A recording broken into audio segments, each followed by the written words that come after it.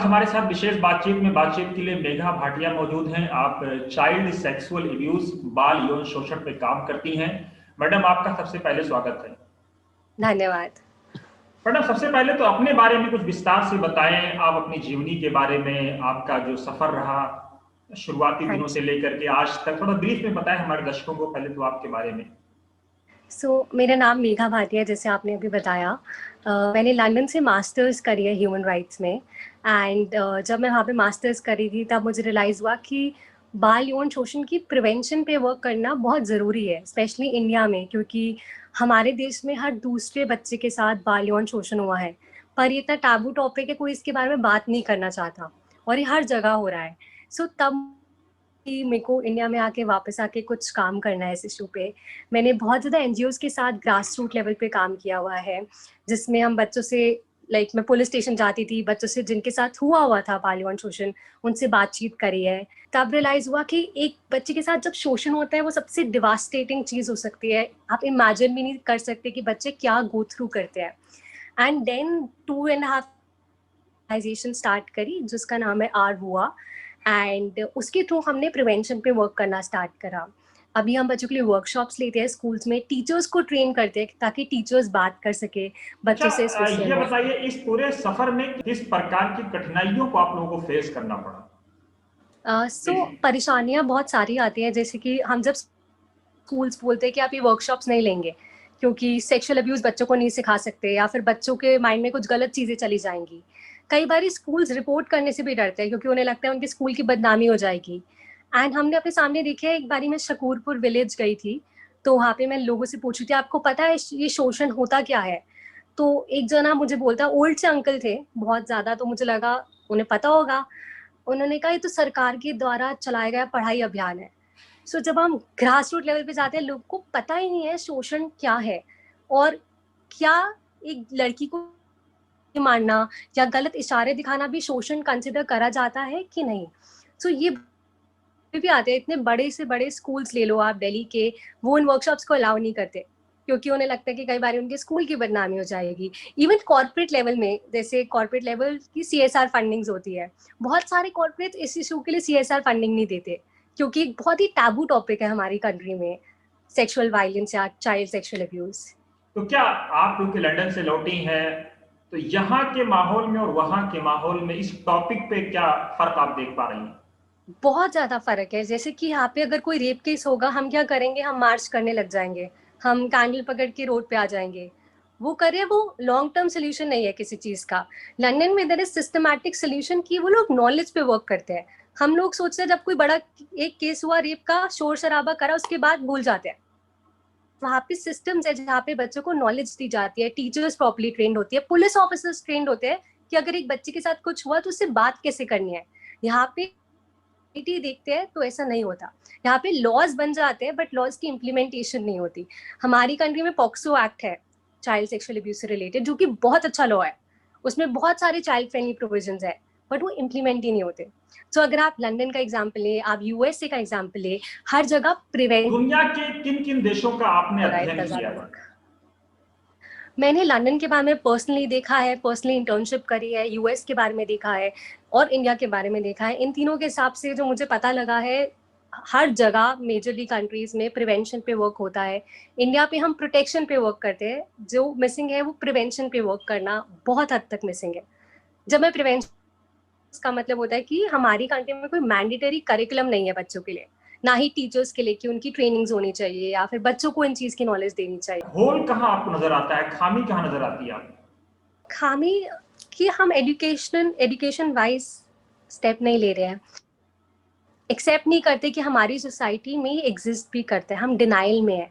हम अपने सामने वायलेंस को टॉलरेट करते जाते हैं, चाहे वो डोमेस्टिक वायलेंस है, चाहे वो बाल यौन शोषण है, and we become silent. There is this notion कि हम बस चुप रह जाते हैं इस इशू को देख के। हमें लगता है हमारी रिस्पॉन्सिबिलिटी नहीं है, किसी और बच्चे के घर का मामला हो रहा है, हम क्यों आगे आए। But child sexual abuse is everybody's business, हर जनी की रिस्पॉन्सिबिलिटी है, नो मैटर आप कौन से प्रोफेशन में हो, कौन से कल्चर से हो, स्टेट से हो, कंट्री से हो। हर बच्चे, हर जनी के बच्चे सुरक्षित रहे। आई थिंक जब हमारा साइलेंस हटेगा ना इस इशू के प्रति रखना, देन हम आगे बढ़ पाएंगे और बच्चों के लिए कुछ कर पाएंगे। नहीं, जैसे एक आदमी होता है, पुलिस थाने में जाने में उसको डर लगता है, तो मान लीजिए हम्म किसी बच्चे के साथ कुछ हो जाता है, मान लीजिए वो लेकर हम्म के चला गया, कल को उसी पे आरोप मढ़ दिया जाता है, इस तरह के भी बहुत सारे खदशात और डर होते हैं, इसलिए भी लोग बचते हैं। क्या आपको नहीं लगता है? तो इसके लिए लीगल अवेयरनेस काम में आती है। जैसे हमारे लॉ को पुलिस स्टेशन लेके जाना ही नहीं है, पुलिस ऑफिसर घर पे आके बच्चे की स्टेटमेंट लेगा, वो भी नॉर्मल कपड़ों में। अब अगर मुझे पता है कि मेरे को मेरे बच्चे को पुलिस स्टेशन लेके नहीं जाना, तो मैं इतना ज्यादा नहीं डरूंगी। कई बार वो लोग डर जाते हैं रिपोर्टिंग से, उन्हें लगता है कि स्कूल का नाम आ जाएगा, मेरे बच्चे का नाम आ जाएगा, उसका भविष्य खराब हो जाएगा। लॉ के हिसाब से बच्चों की आइडेंटिटी रिलीज ही नहीं होनी चाहिए। सो जब हमें लॉ की अवेयरनेस है, हमें पता है क्या कानून है, हमारे अंदर से वो डर हटेगा रिपोर्टिंग का, कि हम कर सकते हैं, सुरक्षित रहेंगे। सो लीगल अवेयरनेस बहुत बड़ा इशू है हमारी कंट्री में। नहीं, तो ये कितने लोग जानते हैं कि पुलिस ऑफिसर आपके घर आएगा, उसको उसका स्टेटमेंट रिकॉर्ड करेगा, वो भी सादे कपड़ों में होगा? मुझे ख्याल बहुत से बहुत 0% लोग भी नहीं होंगे। 0% लोग, टीचर्स की हम ट्रेनिंग करते हैं, टीचर्स को नहीं पता। जैसे हमारी कंट्री में प्रोविजन है कि मैंडेटरी रिपोर्टिंग, अगर आपको केस के बारे में पता लगता है तो आपको रिपोर्ट करना है। अगर आप नहीं करोगे तो आपको 6 महीने की सजा हो सकती है। अब किसी को ही नहीं पता, चाहे आप बच्चे के साथ रिलेटेड हो या नहीं रिलेटेड हो, आपको रिपोर्टिंग करनी है। बट हमें पता ही नहीं होता कि हमारे लिए रिपोर्ट करना मैंडेटरी है। यहाँ तो जब पुलिस की गाड़ी चौ चौ करके आती है, तो पूरा इलाका तो ऐसे ही एकदम वो हो जाता है कि क्या हुआ, कौन आया, कहाँ आया, कौन सा बड़ा क्राइम हो गया। नहीं लगता आपको? लगता है वही तो हमें ठीक करने की जरूरत है। जब हम कानूनी तरीके से अवेयर है तो हम ऐसा होने ही नहीं देंगे एज एन इंडिविजुअल। लेकिन आप जैसे कितने लोग हैं जो इस क्षेत्र में काम करते हैं? बहुत बहुत सारी ऑर्गेनाइजेशंस है जो चाइल्ड सेक्सुअल अब्यूज में स्पेसिफिक है। जैसे कि कई ऑर्गेनाइजेशंस सिर्फ सेक्सुअल अब्यूज या अब्यूज पे भी काम करी है, सेव द चिल्ड्रन ऑर्गेनाइजेशन है, अर्बन ऑर्गेनाइजेशन है, बहुत सारी ऑर्गेनाइजेशंस काम करी है। बट अभी भी बहुत कम है। अगर हम पूरे भारत को देखें, जैसे नॉर्थ ईस्टर्न जो स्टेट्स है, असम वगैरह में, वहाँ पे तो बिल्कुल भी शुरुआत नहीं हुई है इस चीज की। अच्छा, शोषण में क्या क्या चीजें आती हैं वैसे? शोषण में जब हम बात करते हैं, शोषण अलग अलग प्रकार का होता है। फिजिकल शोषण, इमोशनल, सेक्सुअल अब्यूज में बहुत सारी चीजें आती है जिसके लिए हम डील करते हैं। कुछ इशारे करना बच्चों को, या बच्चों को गलत तस्वीरें दिखाना तक करना, वो भी शोषण माना जाता है। बच्चों की वीडियोस बनाना और ऑनलाइन डाल देना, या बच्चों को स्टॉक करना। बहुत बार हमने ऐसे केसेस रिपोर्ट करे जहाँ पे बच्चे स्कूल से जा रहे होते थे और रास्ते में कोई ने फॉलो कर रहा है, या फिर ऑनलाइन फॉलो कर रहा है, क्योंकि आजकल सारी क्लासेस ऑनलाइन हो रही है कोविड की वजह से। तो कोई फेसबुक पे फॉलो कर रहा है। ये सारी चीजें शोषण में आती है। इवन बच्चों के गुप्त अंगों को कोई छू रहा है, उनके आसपास छू रहा है, ये शोषण, शारीरिक शोषण कहलाया जाएगा, यौन शोषण। तो बच्चों में क्या मेल फीमेल दोनों आते हैं या सिर्फ स्त्रियां आती हैं, पुरुष नहीं आते? दोनों आते हैं। यही जैसे जब हम स्कूल में जाते हैं, आप बताते हैं चैलेंज क्या आता है। एक बार हम स्कूल में गए थे तो हमें मैम ने कहा कि आप लड़कियों के लिए वर्कशॉप कर लो ना, लड़कों के लिए क्या वर्कशॉप करनी है। देन हमने कहा ज्यादा शोषण होता है। 2007 की एक सर्वे था मिनिस्ट्री का, एंड वो मैडम बिलीव ही नहीं करने के लिए रेडी थी कि लड़कों के साथ शोषण हो सकता है। सो दोनों के साथ शोषण होता है। करने वाला इंसान लड़का भी हो सकता है, औरत भी हो सकती है, दोनों कर सकते हैं, दोनों के लिए पनिशेबल है। अभी कितने ऐसे केसेस आपके सामने आए हैं जिनपे आपको लगता है कि कानून में भी बदलाव की जरूरत है, या आपने जो कहा अवेयरनेस की जरूरत है? हम्म कुछ केसेस ऐसे बताएं आप। जब हम लोग बेसिकली एमसीडी स्कूल्स के साथ वर्क करते हैं, मैं स्कूल्स के नाम नहीं ले सकती पर्सनली कि स्कूल में हमें केस आया है, बट जब भी हम वर्कशॉप लेते हैं एटलीस्ट हर स्कूल से हमें एक केस आता है और हम उसकी रिपोर्टिंग करते हैं। रिपोर्टिंग चाइल्ड हेल्पलाइन को हो सकती है, लाइक जो लोग सुन भी रहे हैं आपके लिए जाना जरूरी है, 1098 हमारी कंट्री में एक नंबर को रिपोर्ट कर सकते हैं। बहुत सारे केसेस की रिपोर्टिंग होती है। इवेंचुअली जब रिपोर्टिंग का ऑल अक्रॉस इंडिया का डेटा देखें तो अभी कोविड टाइम में केसेस डबल हुए थे चाइल्ड लाइन को, बहुत ज्यादा। आई थिंक 92,000 कॉल्स आई थी सिर्फ एक महीने में चाइल्ड हेल्पलाइन नंबर को। बहुत ज्यादा केसेस बढ़े हैं इस दौरान। तो कोविड में केसेस बढ़ने का कारण क्या? बच्चे तो अपने घरों पे हैं, सेफ हैं। जब हम बाल यौन शोषण की बात करें, 94% केसेस में एक रहा होता है, तो वो पिता भी हो सकता है, वो अंकल भी हो सकता है, वो नेबर भी हो सकता है। तो जरूरी नहीं है कि जो बच्चों के लिए सेफ जगह घर हमें लग रहा है वो घर सेफ हो, क्योंकि केसेस जानने वाले इंसान ज्यादा करते हैं।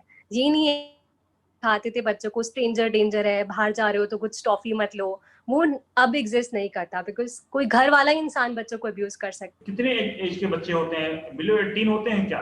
ऑब्वियसली बच्चा जब हम बात करें वो 8 महीने का भी हो सकता है, वो 2 साल का भी हो सकता है, वो 6 महीने का भी हो सकता है, कोई कितने भी साल के बच्चे के साथ बाल यौन शोषण हो सकता है। मैक्सिमम एज क्या है, एक बच्चा कहाँ तक अप्लाई होता है कि यहाँ तक ये बच्चा है, उसके बाद ये बड़ा हो गया? 18 साल से कम का, अभी वैसे 16 साल से कम का अमेंडमेंट पास हुई थी कि 16 साल हो जानी चाहिए, बट अभी 18 साल से कम का जितने भी बच्चे हैं वो बाल यौन शोषण पॉक्सो एक्ट में कवर्ड होते हैं। आने वाले दिनों में आप जैसे लोगों के पास किस तरह के चैलेंजेस हैं? आने वाले दिनों में ये है कि जब तक सरकार एक प्रॉपर पॉलिसी नहीं बनाती कि ये वर्कशॉप्स को हर स्कूल में दिया जाए, हर बच्चे के लिए दिया जाए, वो बहुत इंपॉर्टेंट है कि गवर्नमेंट भी इनिशिएटिव ले, इसे मैंडेटरी करे। सेकेंडली, बहुत ज़्यादा रिसोर्सेज हम चलो अपनी तरफ से वर्कशॉप्स कर सकते हैं, बट हम कवर करना में हमें टाइम लगेगा। एंड प्लस जो लोग देख नहीं सकते या जो लोग डेफ है, उनके लिए इतने रिसोर्सेज ही नहीं अवेलेबल है ताकि वो भी समझ पाए कि शोषण क्या होता है और आवाज कैसे उठाए। क्योंकि जो डिसेबिलिटी, जिन्हें किसी प्रकार की डिसेबिलिटी होती है, वो ज्यादा वल्नरेबल होते हैं इसके विक्टिम बनने के लिए।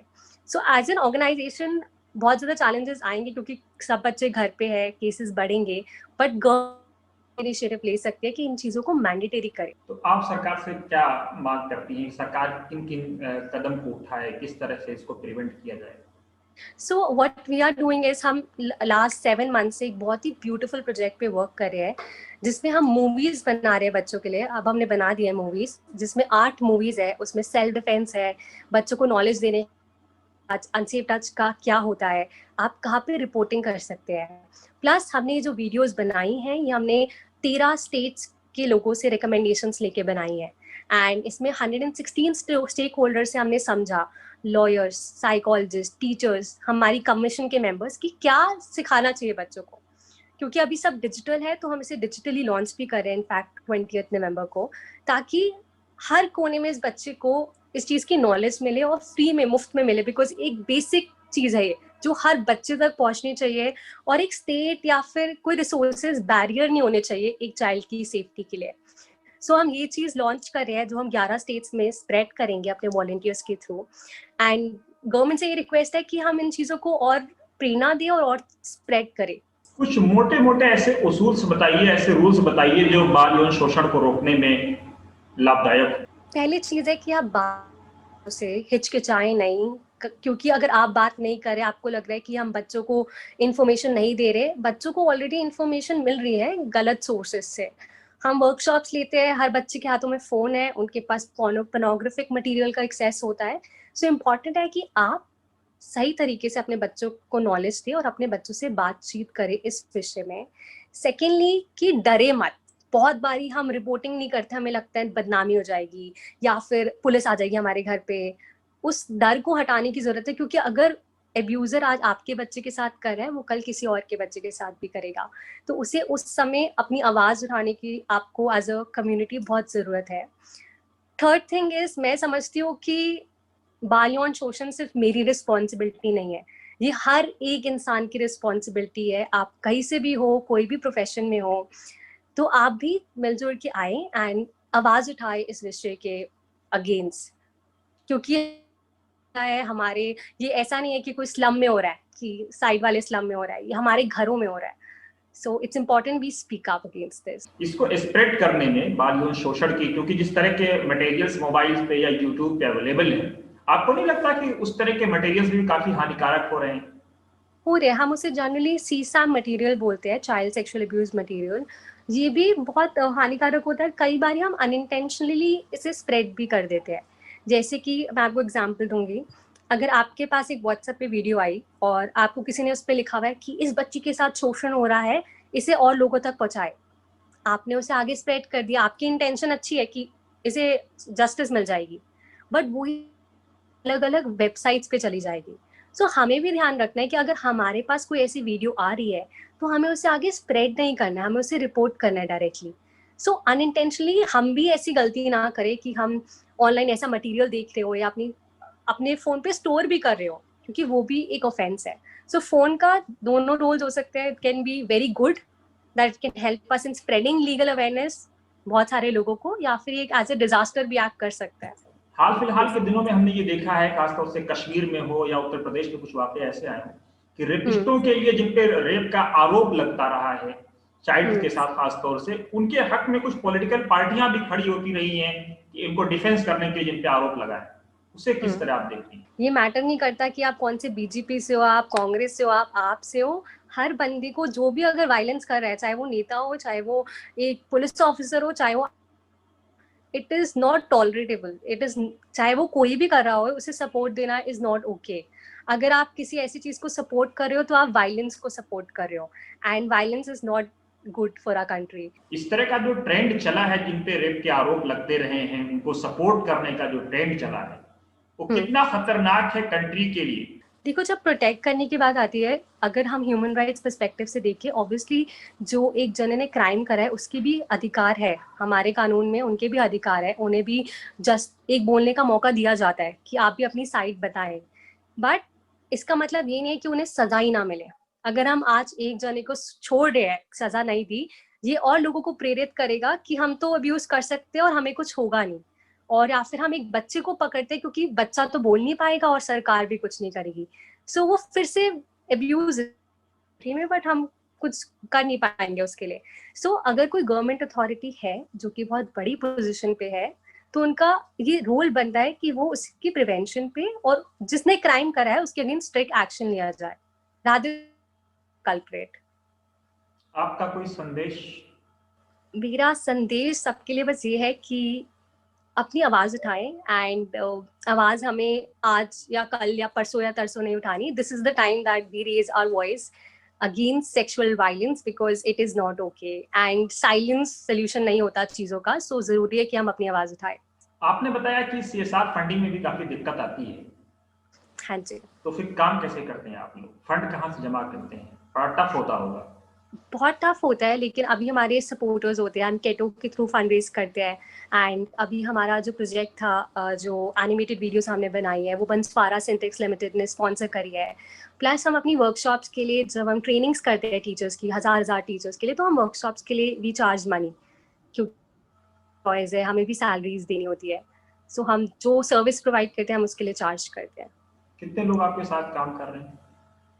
मेरे साथ 300 प्लस वॉलंटियर्स हैं, 11 प्लस स्टेट से इंडिया के, प्लस 2+ कंट्री से, यूएसए से है, लंदन से है। एंड या हम सबका एक ही मिशन है कि हम और ज्यादा लोगों को जोड़े और हम सब मिलके एक सेक्सुअल वायलेंस के अगेंस्ट आवाज उठाए।